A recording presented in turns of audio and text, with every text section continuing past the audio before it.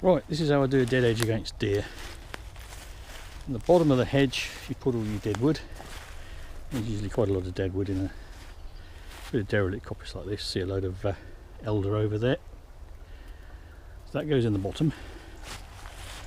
And then you start at one end, make a big ugly pile. And so it's nice and thick in the bottom, so nothing can push through. Badger will, but badger will go anywhere, but they'll have to work at it. And then you lay your tops like that, having cut off all the usable bits. That leaves your thin stuff.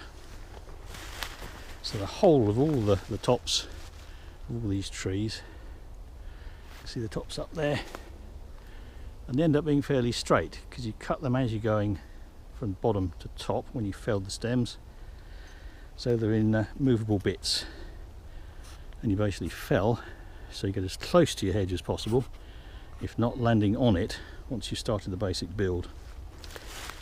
You don't just lay it all higgledy-piggledy, every bit goes down like that, next bit on top with all the butts. The butt of the next one is just that side of the previous one.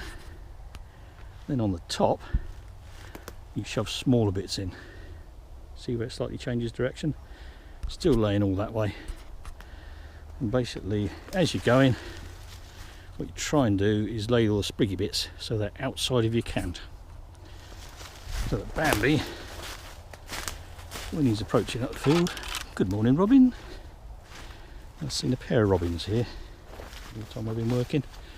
Bambi's coming up the field. He has to jump this fence and that, and that's full height. So that's how I do a dead hedge. And that tree that was laying there was moved and laid so it sits there. And that's rough laid, that's flat. It's a bit ugly, but that should keep going. If I'd broken it off, I'd have taken it as firewood. And it should sprout from the base as well. And there'll be a Dorset gate starting there against this face and ending against that tree. So I can get in and out, and my piles will start here, and I'll trim this edge off and this would have gone. Do you see? Anyway, I've laid out the line of where the dead hedge is going to go. There's a robin, don't know if the GoPro will pick him up. Sitting on that branch, sticks out to the right between us and the saw. Here he goes. Or she. There's two of them, I've seen two at once. They've probably got a territory here somewhere, so it's good. But we won't be taking this down anyway, because that's next year's. We might make this safe. But that thicket of stuff will stay. But that load of holly over there has got to come out. That'll go into the dead hedge. But he might be in the dead hedge further over, because there's some big dead hedges with quite a lot of bramble in them, and they're good cover. Anyway, I digress. This is the line of the dead hedge. So we're going to be cutting this bit here, and that will leave us, instead of a long thin lozenge like we've got this year, a little fat triangle, because the boundary is that slope over there. See where the sunlight's sitting on it? Just beyond that stem that's lying. So that'll be this area in here, including the edges. So that'll be next year's, unless the neighbours cut it. But anyway, sitting on here looking at birds, I thought I'll just talk about what we're going to do now. Basically, all these stems here are going to come directly towards me. So that will put them directly on the line of the dead hedge.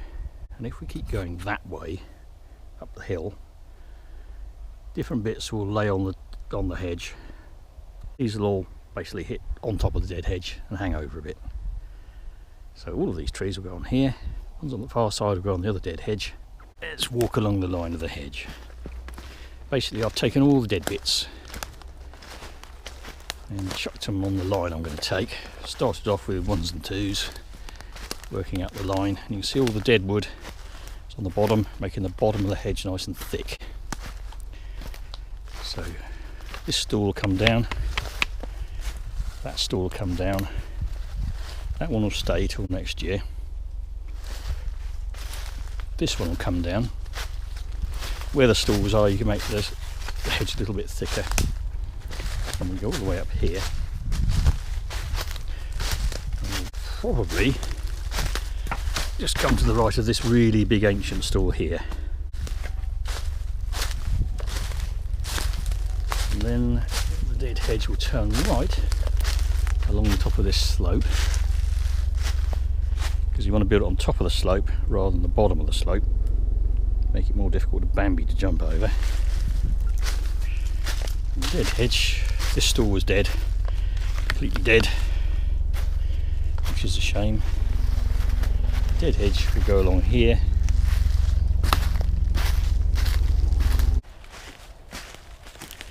to meet up last year's dead hedge. So that's in our camp this year, and where we're standing now is outside. So you were up here the other day. Some of these will go over there to beef up the dead hedge, which is at the top of last year's cant, because as you can see there, see the stools are fairly low. Bambi got in and ate some of the stools, and this is our cant for this year. And I'll go through as I'm working and stop every so often and show you progress, how we build the dead hedges. And for the time being, I have to take my word for it that they do work, but later on in the season we'll come back and have a look at progress, see how they're working. And you can look down on the cant from here. All the stuff that I fell and use is extracted downhill. Extracting uphill by hand is not clever. Right, so we started laying out the dead hedge for the boundary of this coppice. So we'll quickly go through that now. Dead wood on the bottom.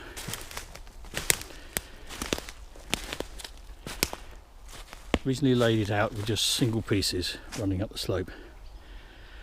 What we're planning to do is to lay it out so that the width of the cant is about twice the height of the trees. You can see that. So if we fell these, this is slightly narrower because the wood's a funny shape. But the tops will go onto there. And if we fell it all this way, towards this corner, all the usable timber will go straight on the pile there. And we'll take all those stems down, despite whichever way they lean. So we might have to take one and then one from there, basically to clear the root, as it were. It's tempting just to fell them with lean, but then you end up with a horrid mess.